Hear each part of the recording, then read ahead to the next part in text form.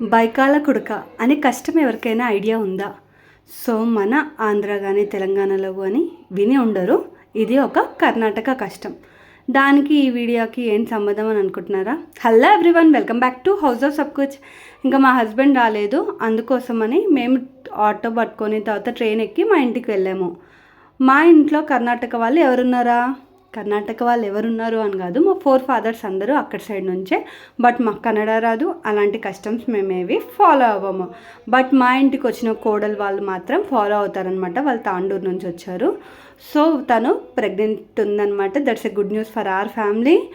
So వాళ్ళ family వాళ్ళు అందరూ, మమ్మీ ఒక 5 ముత్తైదులు వచ్చి ఇవి పోలేలు, రొట్టెలు, ఎన్నో 5 రకాల పండ్లు, చాలా 11 అది మన ఇష్టం అనమాట. మనం చెప్పొచ్చు ఎన్ని కావాలి అని, ఎందుకంటే అవన్నీ పంచాలి ఒక 5 ముత్తైదులకి. అండ్ భోజనాలు కూడా పెట్టుకోవచ్చు వాటితోటి. సో దాని ప్రకారం కౌంట్ తీసుకొని రమ్మని చెప్పాలి. సో అలా రొట్టెలు కూడా 2 రకాలు, దద్దోజనము, పులిహోర, పల్లీల పొడి, మాలీజా అండ్ ఏమంటారు ఇంకా మురుకులు, అలా ఎన్నో రకాలు తీసుకొని వచ్చారనమాట వాళ్ళు చేసుకొని. సో ఫస్ట్ దేవుడికి నైవేద్యంగా చూపించాలి. సో ప్రతి తెచ్చిన ఫుడ్ ఐటమ్స్ అన్నిటికీ మంచిగా బొట్లు పెట్టి, తర్వాత చక్కగా హారతులు కూడా ఇచ్చామన్నమాట. అగరబత్తులు కూడా ముట్టించేసి దేవుడికి. సో మా మేనత్త, సో ఫస్ట్ మా మేనత్తతో అన్నీ చేయించింది మా మమ్మీ. ఆ తర్వాత నేను మా చెల్లి కూడా ఉన్నాము, ఎందుకంటే ఆ ఇంటికి ఆడపడుచున్నాం కాబట్టి. సో అన్నిటికీ మంచిగా బొట్లు పెట్టి ఒక ప్లేట్లో పిల్లకు పెట్టడానికి, ఎందుకంటే ఇవన్నీ తీసుకొచ్చాక అన్ని పిల్ల ఒళ్ళో నింపలేరు కాబట్టి ప్రతిదీ ప్లేట్లో పెట్టి తనకు అందిస్తారనమాట. సో ఫస్ట్ అందించే ముందు దేవుడికి కూడా ఫస్ట్ అక్కడ దేవుడికి కొన్ని నైవేద్యంగా పెట్టేయాలి కదా. అన్నీ పెట్టినా కూడా తనకంటూ ఒక ప్లేట్ ఉండాలి కాబట్టి సో ప్రతిదీ దేవుడి దగ్గర మొత్తం అన్నీ మంచిగా పెట్టాక ఇంకా మంచిగా మంగళారతులు, హారతులు అండ్ అగరబత్తులు ముట్టిచ్చేసి దేవుడికి నైవేద్యం అనేది చూపించేసామన్నమాట మేము ముగ్గురం కలిసి.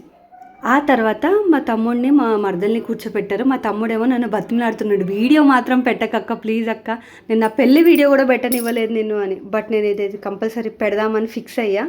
అందుకోసమని ఇంత లేట్ పెట్టాను యాక్చువల్గా. వాడు అసలు వినట్లే అని ఇంకా వాళ్ళిద్దరిని కూర్చోబెట్టి మంచిగా ఇద్దరికి బొట్లు, వాళ్ళు వచ్చిన వాళ్ళు. సో మార్చిన వాళ్ళ మమ్మీ కొంచెం హెల్త్ బాగాలేదు ప్రస్తుతానికి. సో వాళ్ళ పెద్దమ్మలు, వాళ్ళ నానమ్మ, వాళ్ళ అక్క, వాళ్ళ డాడీ ఇట్లా అందరూ వచ్చారనమాట. సో మంచిగా బొట్లు అవన్నీ పెట్టేశాక అవన్నీ చేతికి అనేది అందించారనమాట. సో మిగతా ముత్తైదువులకి కూడా పసుపు కుంకుమలు ఇచ్చారు అర్చనతో పాటే.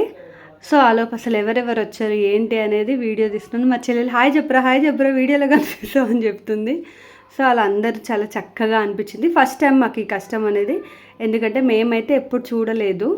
ఇది మా ఇంట్లో జరగడం ఫస్ట్ టైము. సో అలా ఒళ్ళో పెట్టాక అది వెళ్ళి దేవుడి దగ్గర పెట్టి దేవుడికి మొక్కిన తర్వాత ఆ ప్లేట్లో ఏమేమి పెట్టారో ఖచ్చితంగా కంప్లీట్ చేయాలన్నమాట ఇద్దరు ఆలుమొగలు కలిసి. సో బొజ్జులో బేబీ అనేది చల్లగా ఉండాలి, సో అన్నీ ఆరోగ్యంగా ఉండాలని ఇవన్నీ పెడతారంట. సో 3rd మంత్లో ఈ కష్టం అనేది జరుగుతుంది. సో మనకు శ్రీమంతం ఎలాగో వాళ్ళకి శ్రీమంతం కన్నా ముందు ఇది జరుగుతుందన్నమాట.